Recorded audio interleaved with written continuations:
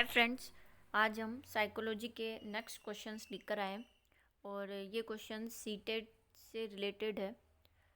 और फिर से मैं कहूँगी कि सीटेट और रिलेटेड के क्वेश्चंस आपस में इंटरकनेक्टेड होते हैं और आते ही रहते हैं। वो कभी रीट के सीटेट में, कभी सीटेट के रीट में, इसलिए दोनों क्वेश्चंस कराऊंगी मैं। तो आज का फर्स्ट क्वेश्चन है, निम्नलिखित में से कौन सा कथन सही है?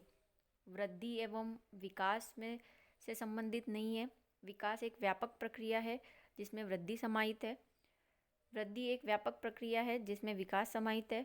विकास केवल परिणात्मक परिवर्तनों को इंगित करता है। आपको सही कथन समझाना है तो थोड़ा सा डिस्क्रिप्शन मैं आपको दे देती हूँ कि विकास का मतलब होता है डेवलपमेंट और वृद्धि का मतलब होता है ग्रोथ। ये दोनों कई लोग इसे सिमिलर समझते हैं, बट ये सिमिलर नहीं है क्योंकि डेवलपमेंट में ही ग्रोथ छिपी होती है। अगर आप डेवलपमेंट बोल रहे हो तो डेवलपमेंट आपका फिजिकली, मेंटली, सब तरह से होगा।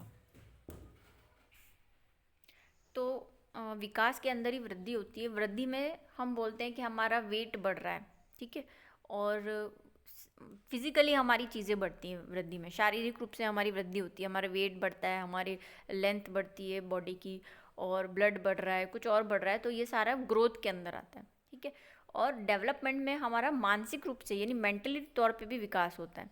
तो और भी जितने अदर डेवलपमेंट होंगे वो सारे, मेंटली हम मिच्योर हो रहे हैं, वो भी डेवलपमेंट के अंदर ही आएगा। तो डेवलपमेंट एक वाइड एरिया है जिसके अंदर ग्रोथ एक पार्ट है। तो यहाँ पे जो सही ऑप्शन है वो जो होगा वो सेकंड होगा कि विकास एक व्यापक प्रक्रिया है और इसमें वृद्धि समाहित है। अब नेक्स्ट क्वेश्चन की ओर चलते हैं। अधिगमन निर्योग्यता से संबंधित विशेषता में से कौन सी विशेषता क्लीमेंट नामक विज्ञान विद्वान ने दी थी? तो देखिए, आपने ये नहीं सुना होगा, इसलिए मैं आप कह रही हूँ कि सीटेट में कई छोटे छोटे दूसरे साइंटिस्ट के भी आ जाते हैं जो हम नॉर्मली रीड के अंदर नहीं पढ़ते। और ये क्वेश्चन जो है मैंने एक रीड की बुक में भी देखा था और थोड़ा सा अदर था वो, पर रिलेटेड क्लीमेंट से ही था। तो क्लीमेंट ने है वो अधिगमन निर्योग्यता, निर्योग्यता का मतलब होता है किसी चीज़ की कमी होना, अधिगमन का मतलब लर्निंग, और निर्योग्यता मतलब डिसएबिलिटी। तो कई ऐसे हमने रीड का एक चैप्टर है जिसमें पढ़ा है कि कैसे अधिगमन में हम जो लर्निंग डिसेबिलिटी कौन कौन सी होती है। तो क्लीमेंट ने उस पर एक सिद्धांत दिया था। तो उन्होंने बताया था कि जो अगर कोई लर्निंग डिसेबिलिटी किसी में है तो उसके अंदर या तो मानसिक रूप से वो अस्थिर है या उसके कुछ सेंसेस वर्क नहीं कर रहे हैं, जैसे देख नहीं पा रहा है, लिख नहीं पा रहा है, तो वो सेंसेस से रिलेटेड हो गया। वो एक्स्ट्रा हाइपर है, कुछ आपने देखा होगा, एमआर होते हैं जो मेंटली रिटायर्ड होते हैं वो कई बार हाइपर होते हैं, और कुछ होते हैं वो बिल्कुल ही लोअर होते हैं। तो इस तरह से, या फिर उनके आसपास का ऐसा कोई वातावरण है जो उन्हें अवरोध पैदा कर रहा है लर्निंग के लिए। जैसे कोई बच्चा पढ़ना चाहता है लेकिन उसके घर का माहौल ऐसा नहीं है, उसे स्कूल नहीं भेजा जा रहा है, तो वो भी एक डिसेबिलिटी का रीज़न हो सकता है। तो यहाँ पे देखिए आप दे रखा है कि कौन सा संबंधित नहीं है। तो उन्होंने ये तीनों, फर्स्ट, सेकंड और थर्ड, तीनों बताए मैंने। जैसे आपको हाइपरनेस जो बताया, अति क्रियाशीलता, संवेगात्मक मतलब सेंसरी रूप से वो अस्थिर है, उसके सेंसेस वर्क नहीं कर रहे हैं। द वाला अवधान है, कोई बैरियर है, कोई उसके आसपास का वातावरण ऐसा है जो उसे पढ़ने से रोक रहा है। तो आर्थिक रूप वाला उन्होंने ही नहीं बताया था कि पैसे से रिलेटेड चीज़ आपको कोई भी चीज़ लर्न करने से नहीं रोक सकती। इट मीन्स पैसा ज़रूरी नहीं है लर्न करने के लिए, आप बिना पैसे से भी कई चीज़ें हम लर्न कर सकते हैं। तो इसका सही ऑप्शन हो जाएगा फोर्थ। थर्ड है, निम्नलिखित में से कौन सा कथन सही नहीं है? परिपक्वता स्वाभाविक परिवर्तन का नाम है, यानी कि नॉर्मल एक लाइफ का हिस्सा है। परिपक्वता अर्जित व्यवहार का नाम है। परिपक्वता मतलब मेच्योरिटी, ठीक है। तो सीखना परिपक्वता पर निर्भर करता है। परिपक्वता आनुवंशिकता रूप से संबंधित। तो ऐसा नहीं है। देखिए, पहला, दूसरा और तीसरा ऑप्शन सही है कि वो हम अगर सीखते हैं, अर्जित करते हैं कुछ, तो हमारे मेच्योरिटी अपने आप आती है। मेच्योरिटी एक स्वाभाविक प्रक्रिया, नॉर्मल है। जैसे जैसे हम सोशल लाइफ या चीज़ों को देखते जाएंगे हमें मेच्योरिटी आती जाएगी। और सीखना, अगर हम कई आपने चीज़ें देखी होगी, जो बच्चा चीज़ नहीं सीख सकता, हम उसे कहते हैं कि अभी आप इसको सीखने के लिए मिच्योर नहीं हो। जब आप मिच्योर होंगे तो हाँ आप इसको अपने आप सीख जाओगे। तो कहीं सीखने जैसी चीज़ें मिच्योरिटी पे भी डिपेंड करती है। लेकिन लास्ट वाला जो ऑप्शन है कि जो मिच्योरिटी है वो आपके जेनेटिकली आप पे डिपेंड करती है। मीन्स अगर आपके फादर मिच्योर है तो ही आप मिच्योर होंगे, अगर आपकी मदर मिच्योर है तो ही आप मिच्योर होंगे, या आपके जीन्स जो हैं वो इस चीज़ पर डिपेंड करते हैं। अगर आपका जीन प्रॉपर नहीं है तो आप मिच्योर नहीं होंगे। तो ये वाली बात गलत है। तो सही कथन कौन सा नहीं है? फोर्थ वाला नहीं है। फोर्थ है, एक छात्र गणित विषय में कम अंक प्राप्त करता है और शेष सभी विषयों में सामान्य अंक प्राप्त करता है, उस छात्र का पिछड़ापन कहलाएगा। तो देखिए ये जो पिछड़ापन है, हमने बोला कि सारे ये अपने पढ़ा होगा कि पिछड़ापन कौन कौन से तरीकों का होता है। तो उसमें आपने देखा होगा एक तो सामान्य पिछड़ापन होता है जो जिसमें व्यक्ति जो है वो पूरी तरह से पिछड़ा हुआ रहता है कि सारे सब्जेक्ट में, सारे क्षेत्र में, सारे रीजन्स में वो सीख नहीं पाता, अधिगमन नहीं कर पाता। और एक होता है कि वो बहुत सारी चीज़ें सीख लेता है लेकिन पर्टिकुलर किसी सब्जेक्ट में, जैसे यहाँ पे मैथ्स के बारे में दे रखा है, तो दूसरे सब्जेक्ट में उसके अच्छे नंबर आते हैं लेकिन मैथ्स में नहीं आते। इसका मतलब उसका वीक सब्जेक्ट कौन सा है? मैथ है, और वो स्पेशल है, तो विशिष्ट हो गया। तो यहाँ पे फोर्थ जो ऑप्शन है वो सही होगा, विशिष्ट पिछड़ापन। फिफ्थ क्वेश्चन है, निम्न में से कौन सा कथन सही नहीं है?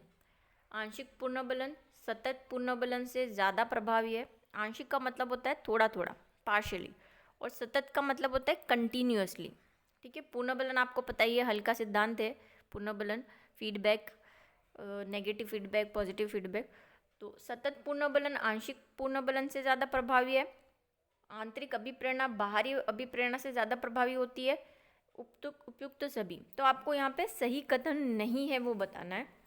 तो देखिए सेकंड और थर्ड दोनों ही सही है, क्योंकि हमने पढ़ा है कि जो हमारे अंदर से अभिप्रेरणा जागती है वो ज़्यादा मैटर करती है किसी भी चीज़ को सीखने के लिए। तो थर्ड वाला भी सही है, सेकंड वाला भी, क्योंकि अगर कंटिन्यूसली हमें फीडबैक मिलता रहेगा, कोई भी काम अगर हम करते रहेंगे और हमें उसका लगातार कंटिन्यूसली अगर हमें वो अच्छे फीडबैक या बुरे फीडबैक जैसे भी मिले, दोनों में से कोई भी मिले, तो हमें वो काम करने या ना करने के प्रति बार बार मोटिवेशन मिलता रहेगा। लेकिन आंशिक पूर्णबलन, कभी हमें पूर्णबलन मिला मतलब कभी कोई आके कह दे कि आपने अच्छा काम किया है, फिर साल 6-10 महीने कोई आया नहीं और हमें नहीं बताया कि हमने काम अच्छा किया है या बुरा किया है, तो हम डीमोटिवेट हो जाते हैं, तो हम उस कार्य को नहीं कर पाते हैं। तो यहाँ पे जो फर्स्ट ऑप्शन है वो गलत हुआ, क्योंकि आंशिक पूर्णबलन सतत पूर्णबलन से ज़्यादा प्रभावी होता है, यह गलत कथन है। फर्स्ट का वाला इसका सही आंसर होगा। सिक्स्थ है, कक्ष में शिक्षक द्वारा छात्र को गाय का चित्र दिखाकर पूछा जाता है कि क्या दिखाई पड़ रहा है, तो छात्र उत्तर देता है गाय। छात्र द्वारा गेस्टाल्ट मनोविज्ञान किस नियम का अनुकरण करता है? आपको पता है कि गेस्टाल्ट ने जो दिया था, गेस्टाल्ट वर्दीवल और कोहलर ने, उसको गेस्टाल्टवाद भी कहा जाता है, पूर्ण आकृति सिद्धांत भी कहा जाता है। तो यहाँ पे जो ऑप्शन दे रखे हैं वो शायद आपने ना देखे हो। पहला है संरचनात्मकता का नियम, समीपता का नियम, समानता का नियम, निरंतरता का नियम। तो मैंने आपको इससे पहले वाले जो क्वेश्चन थे उसमें बताया था कि इन सारे जितने भी वैज्ञानिक हैं उनके जो सिद्धांत हैं उनके बहुत अलग अलग नाम हैं, और वो नाम मैंने आपको इससे पहले वाले लेक्चर में बताई थी कि कौन कौन से किसके किसके नाम है। तो उसमें हमने पढ़ा था गेस्टाल्ट का एक और नाम था, वो था संरचनात्मकता, और दूसरा नाम था पूर्ण आकृति। और अगर आपको पूर्ण आकृति ध्यान है तो आप संरचना को समझ जाएंगे, क्योंकि पूर्ण आकृति है तो मतलब आकृति मीन संरचना। तो यहाँ पे जो फर्स्ट ऑप्शन होगा वो इसका करेक्ट आंसर है। तो गेस्टाल्टवाद को और क्या कहा जाता है? संरचनावाद भी कहा जाता है, संरचनात्मकवाद नियम भी कहा जाता है। तो इसका सही आंसर है फर्स्ट। अगर आप इससे पहले वाला लेक्चर देखना चाहते हैं तो मेरे चैनल पे जाके देख सकते हैं, और आप चाहे तो मैं अपने इस वीडियो के डिस्क्रिप्शन में भी उसका लिंक सेंड कर दूंगी। नेक्स्ट है, एक शैक्षणिक वर्ष में पहली से 5वीं कक्षा के न्यूनतम कार्य दिवस कितने हैं? देखिए ये तो सीधा सा आंसर है, इसमें कोई समझाने जैसी चीज़ नहीं है, ये आपको लर्न ही करना पड़ेगा। तो इसका सही आंसर है फोर्थ 200। न्यूनतम कार्य दिवस कितने होने चाहिए? 200 होने चाहिए। नेक्स्ट है, व्यवहारवादियों के अनुसार सीखना किस प्रकार की क्रिया है? देखिए, भौतिक व यांत्रिक, अभ्यास के नियम की प्रक्रिया, प्रभाव के नियम की प्रक्रिया, तत्परता के नियम की प्रक्रिया। तो देखिए, खाली अभ्यास से सीखें ये भी ज़रूरी नहीं है, प्रभाव से सीखें ये भी ज़रूरी नहीं है, तत्परता से ही सीखा जा सकता है ये भी ज़रूरी नहीं है। लेकिन अगर हम इनको कैटेगराइज करें तो हम ये देखेंगे कि अभ्यास, प्रभाव, तत्परता ये सभी भौतिक प्रक्रियाएं, और कुछ ऐसी यांत्रिक प्रक्रिया भी होती है, यानी इंस्ट्रूमेंटल, इक्विपमेंट, मशीनरी प्रक्रियाएं भी होती है जिससे हम बहुत सारी चीज़ें सीखते हैं।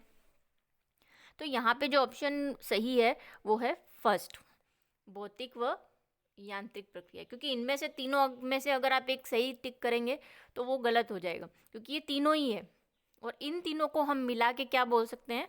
भौतिक या यांत्रिक। तो फर्स्ट इसका आंसर है सही। नेक्स्ट है, रॉस के अनुसार बाल्यावस्था की सबसे महत्वपूर्ण विशेषता क्या है?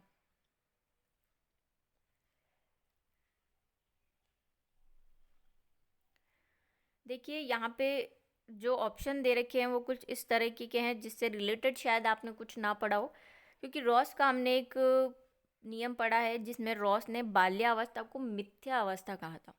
मिथ्या का मतलब होता है झूठी अवस्था।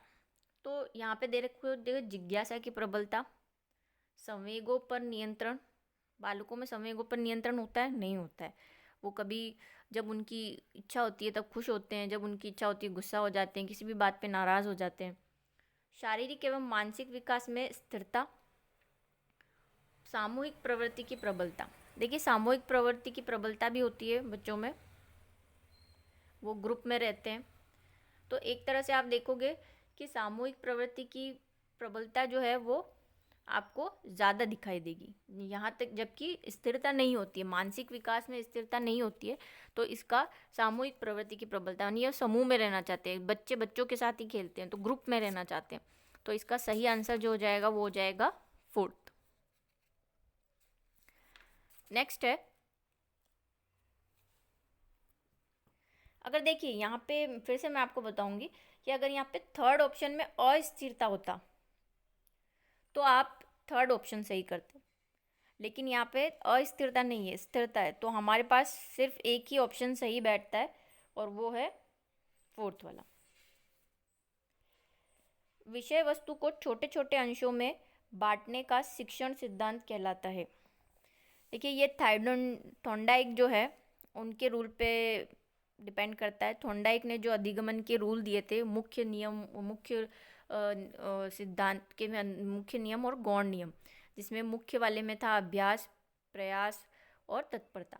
तो और जो गौण थे उसमें उन्होंने बताया था बहु प्रक्रिया, आंशिक रूप से जो है समूह में बांटना किसी भी कार्य को, ये भी उन्हीं का ही है। और मुख्य प्रक्रिया और ये सारे करके 5 उन्होंने क्या दिए थे, अलग अलग सिद्धांत दिए। तो उसमें आंशिक वाला था, तो आंशिक को हम क्या कर सकते हैं, आंशिक को और क्या नेम दे सकते हैं? आंशिक को हम नेम दे सकते हैं विश्लेषण। विश्लेषण का मतलब उनको टुकड़ों में डिवाइड करना, एनालिसिस करना। एनालिसिस कैसे करेंगे हम? कोई भी चीज़ को पार्ट्स में डिवाइड करके एक एक चीज़ करेंगे। कब? जब हम उसको आंशिक रूप से डिवाइड करेंगे। तो यहाँ पे फोर्थ ऑप्शन सही है इसका, विश्लेषण। उसी को, आंशिक रूप को ही हम क्या कहते हैं? विश्लेषण कहते हैं। तो इसका सही आंसर हो जाएगा फोर्थ।